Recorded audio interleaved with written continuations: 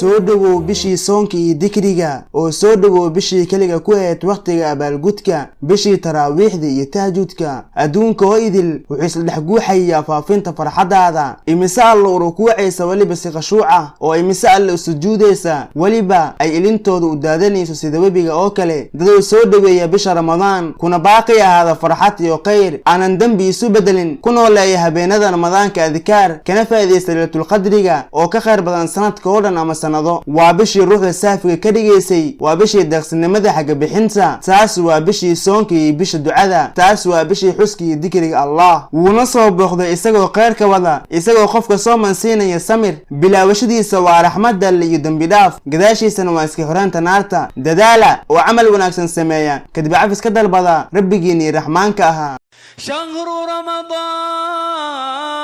رمضان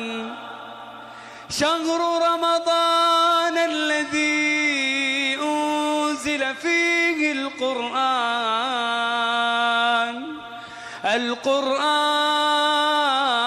القرآن